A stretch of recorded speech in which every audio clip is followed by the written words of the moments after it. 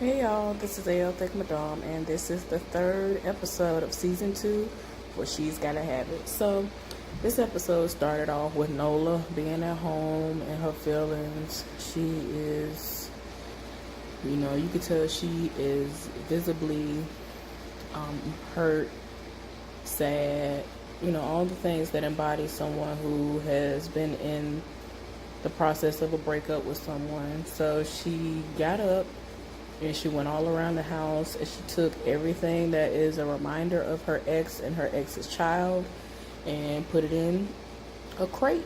She has several pictures around the home of her and her daughter, of course, because she does photography. Then she had a big painting that she was in the middle of doing that was still of just a bigger version of when she was doing that sketch of her now ex-girlfriend nude laying on a bed. So she turned that around and she had the little piece of paper that was a sketch on the back. So she took that off and she went and put that somewhere. But yeah, y'all, Nola is going through. Everybody named Mama has been trying to get in contact with Nola Darling, and the place that Kalinda was trying to set her up with is no exception. They've been calling her and they really are big fans of her work, and she hasn't been returning the phone calls, so people keep calling and leaving messages. So she's just making a point not to answer anybody's phone call or any of that. Y'all, tell me why Mars then pulled up to the house on the bike, and he's usual Mars.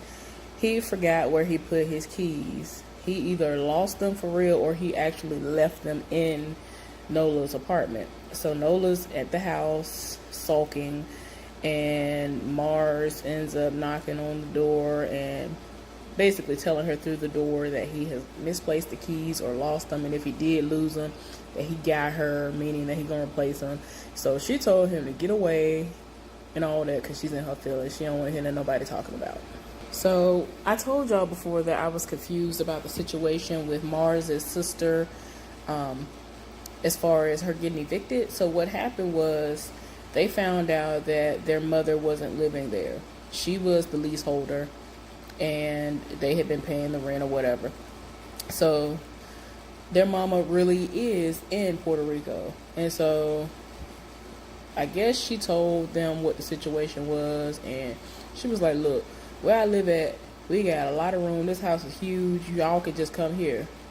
And in a way, since both of them are essentially grown, they're kind of looking like, well, I don't know if I want to do all that. But the sister did say that she wanted to potentially go out there and visit for a little while just to get away, because it would be nice to be able to not be stacked on top of people like you are when you're in New York in those the projects that she lives in. So as of right now, she is living with one of their cousins, and her cousin has like 6 kids. So she was like, look, I had to get out of the house. So she and Mars are in the park and they're having ices and all this other stuff. So shaved ice, and it looks delicious. She got the mango and he got the coconut.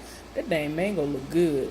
She made me want to be like, look, when somebody direct me where I need to go. That icy look good. But yeah, they talking, and she don't know whether or not she wants to actually go live out there, but she does possibly want to visit. So Nola's actual therapist called her and was like, look, I was just calling to check on you. I haven't seen you in a while. And, then the next thing we know, she shows up at therapy. So she's in her feelings. She got on the big shades like she just lost a really important family member in her life to death, which I fully understand. I have had moments like that where I ain't want nobody to see my face. My eyes were big and puffy and doing the most because I would have been crying so much. So she eventually takes the shades off. You can tell that she's been very, very emotional and crying. And she begins to open up to the therapist. And she was like, look, I'm angry. I feel like I tried. And it's like all of my trying was for nothing. And like she really let out a lot of emotions during her session with her therapist. And so eventually the therapist changed gears and was like, well, I know you're going through all this, but have you been painting? Because a lot of times there are different things that you live for, that you love to do, the things that help you to be creative, no matter what they are. They're usually outlets for you. So she was trying to see if she had been using painting as an outlet, and she was like, well, I haven't been having much to be inspired by lately, so there's nothing going on there.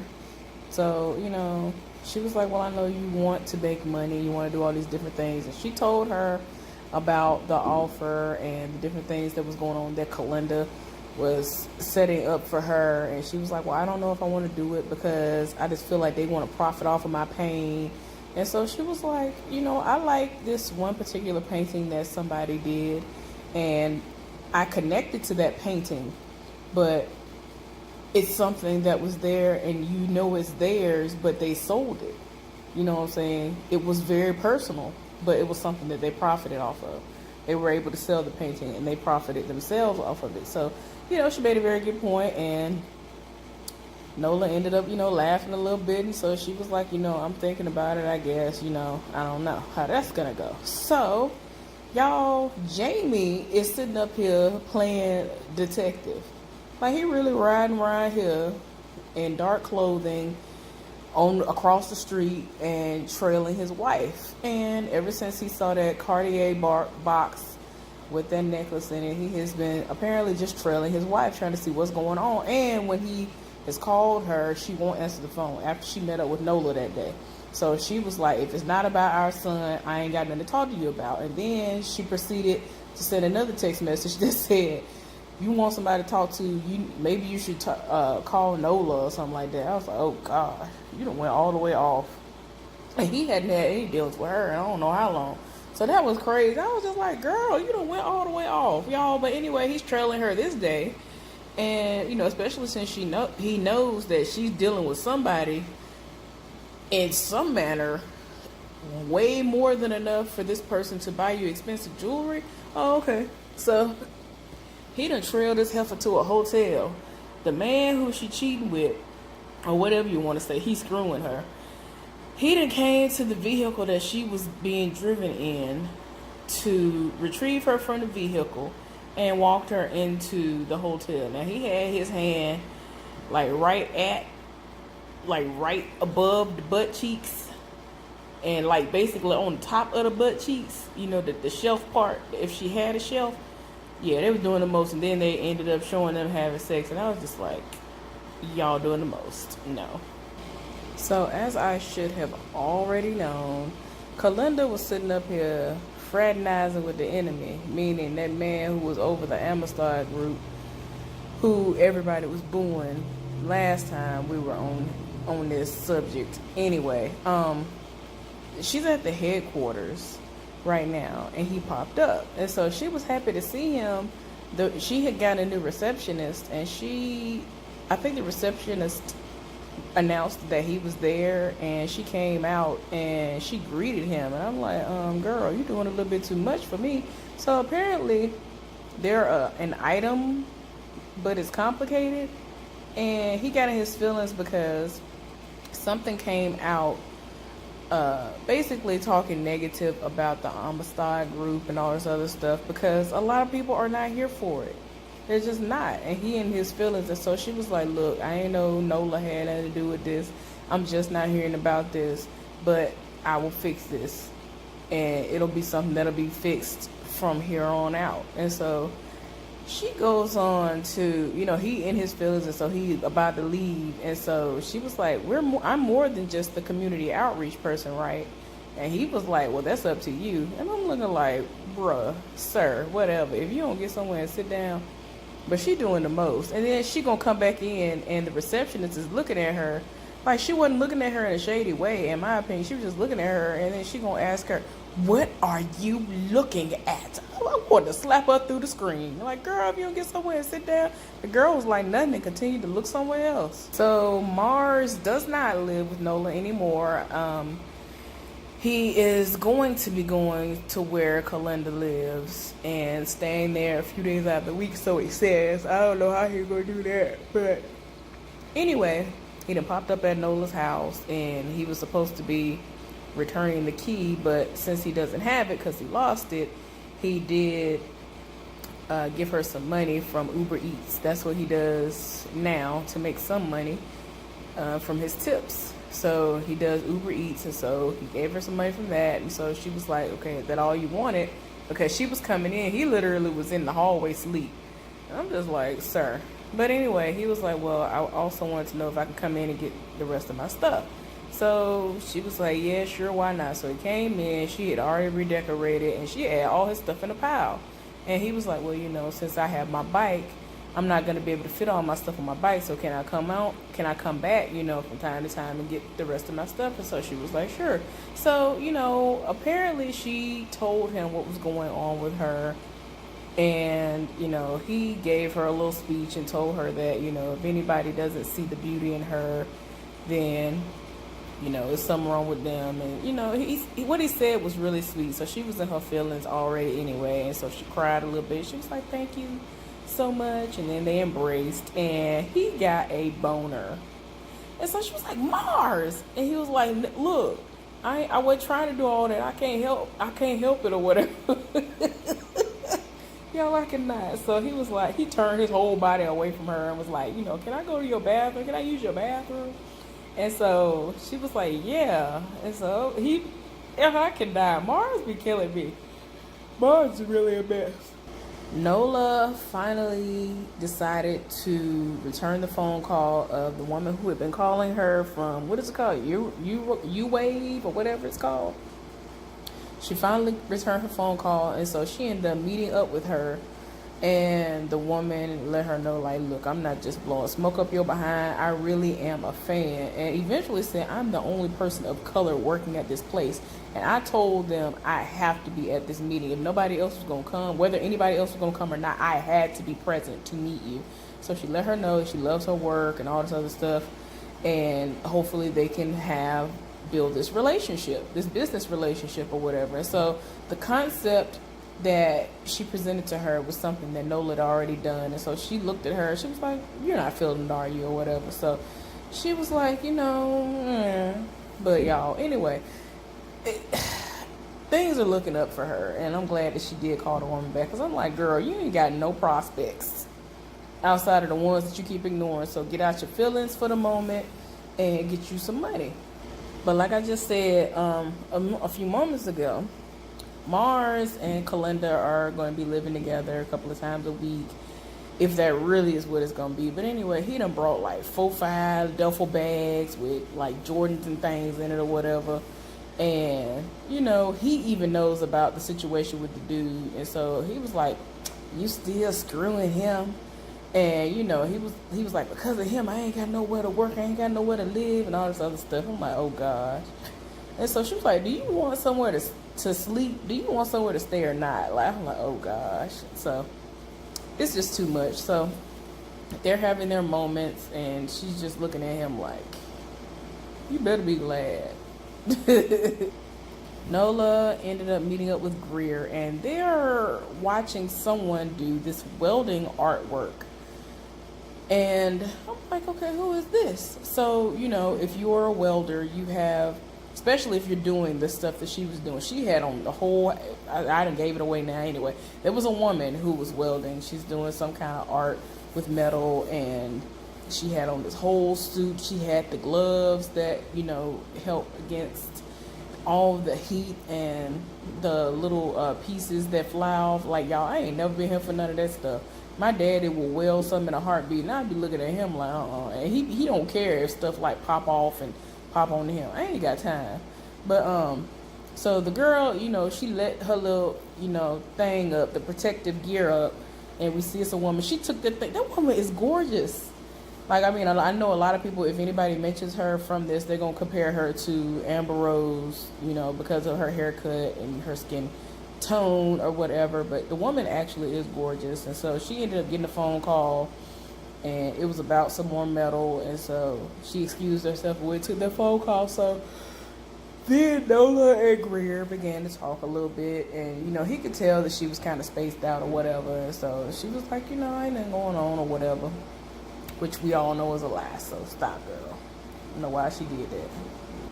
Nola later on that day went and saw her friend, who was the same one who fell and the illegal butt injections ruined her body.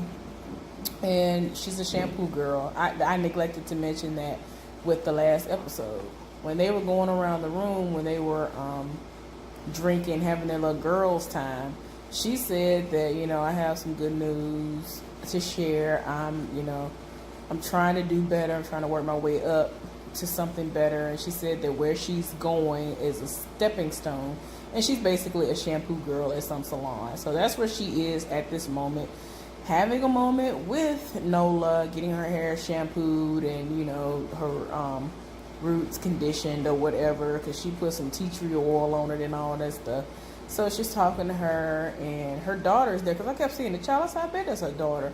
And it was. And Nola was even like, well, she reminds me so much of you. And she was like, I remember a time that when she would dance and all that stuff, you would be right there with her. And, she's being more serious now. She's not in the same space that she was before because of everything that happened to her. And she really can't. And it's so bad, y'all. This injury from her falling and her butt exploding with all that stuff in it, y'all, she can't stand that long. And she has long hours at this job. Even though she's a shampoo girl, she said her legs swell up really, really bad. And she gets so sore from the long hours. But she's willing to do whatever she got to do so she can continue to raise her daughter, y'all. So I was like, okay, you do what you do then. Y'all, something amazing happened because I was about to read. I think I saw the same person, or it was somebody who was thinking about it. So there was this show that we saw in the first season that came on, and it's about booties and all this other stuff, y'all. So that was on the TV playing, and then they showed, it was either the woman whose butt got messed up, or this was a girl contemplating getting her butt done. But I think it was the girl whose butt got messed up. But they ended up panning down, showing the side profile of what her butt looks like. And you can see like the bruising and all the other stuff and discoloration on part of her thigh and her side of her butt or whatever, right? So then they end up showing a hotel. You can tell like it's a rundown hotel, motel type situation. And so the actual woman, she goes and walks down the hall, and she goes to this room. This is like the room that she went to before when she was getting the butt injections done. So she had money. And I was like, girl, no you didn't. I really was about to read her eyes out of her head. I was like, girl, no you didn't. After all this, you gonna sit up here and get your butt done again, and you almost died. People die all the time from this stuff, and you were lucky enough to survive all this, and you were healing up. Just y'all, I really was about to read her down, but she came up in there. She gave. She was trying to get a woman the money when she had this guy who was the one who opened the door to begin with, and so she told him. Well, she told her to give him the money. He counted the money. He saw all the money was there. He was like, it's all there. So she was like, well, you know what you got to do. So she ended up giving her a glass of water, a hydrocodone or something like that to take for the pain that was going to happen. And she was like, take your clothes off and lay on the bed, right? So she just laid on the bed. She didn't take her clothes off. I was like, wait a minute. Why she didn't take her clothes off? Y'all, she turned around and saw she hadn't taken her clothes off. And she was like, I said that you got to take your clothes off. Y'all, all of a sudden, people busting through windows, busting through the door. And y'all, a SWAT team of people that came up in there and busted down the operation. I'm so happy, y'all. Y'all, I was so happy I didn't know what to do, because I was about to read her down. I was about to be like, no, you didn't sit up here and do this foolishness after all you've been through. And you have a child. Her child is still quite young. You know what I'm saying? She's at a very much so impressionable age. So I'm like, girl, I know you did. So anyway, they done bust in there. And so this lady detective, this woman detective came up to her and was like, you did it. You don't understand. You might have saved, I don't know how many other girls from doing this and going down this road. Do you know how many people passed away from this? Like, she was looking like shocked that it was over and that it actually happened, and it wasn't a situation where it went wrong. The woman that sat up there accidentally stabbed herself, first of all, with the stuff. So I was laughing. She stuck herself in the stomach with the stuff. But y'all, she had a moment. Everybody had cleared out of the room, and that woman detective was in there, and she had a moment where she broke down because a lot of the time you have to understand that something has to hit you for you to be like, wait a minute, this is real. And I feel like that's the moment that she had. Y'all, she had to come to Jesus. This is the aha moment, as Oprah likes to say, that she's had. And I was like, oh, y'all, she broke down. She just slid. She did that classic slide down the wall. Y'all, I was here for it. I was here for it. She slid down the wall and was crying. But yeah, that's what happened, y'all. So I was glad that, panned out the way it did because I was about to read. But yeah. But the way it actually ended all the way was the last part was Nola was at home eating some spaghetti, y'all. So she finally decides to answer her phone. The guy, do y'all watch Power? Y'all know, wait a minute. Sterling. I think that's what we called him. The guy who was Sterling, who played Tasha's boyfriend, but he was the guy who he went away and then he was gonna come back because he wanted to capture ghosts and all that stuff. Girl, y'all know he's fine. But anyway, the bald guy, he was a prosecutor and all that other stuff. But anyway, I probably said his name wrong, but I think it's Sterling. But anyway, y'all, he's on here playing somebody. Anyway, he is in some. He might have actually been in Martha's Vineyard at the time. But anyway, he was calling her because he had been trying to contact her to let her know that she was one of the many people who had been chosen as far as black artists from all over the diaspora. That's what he said. That's what his word was. I was like, well, you done went off. But it's like this artist retreat or whatever. It's like 50 people, and then they get a $10,000 stipend. I was just like, oh my gosh! So a lot of things are aligning for her. So I'm really, really glad that happened. She's happy, so she's gonna go to the retreat. She was like, oh my gosh, I forgot that I even applied for that, but she actually got it, and they said they're looking forward to seeing her. And it's on Martha's Vineyard. You know how many people just imagine and hope and just dream of going to even visit there. Like, you have to be of what I heard, you have to be of the upper echelon in order to even attend a function there or, be allowed over there. Like, don't you have to catch a ferry or something to even get over there? Like, you got to do the most. The people who live out there, they are like rich.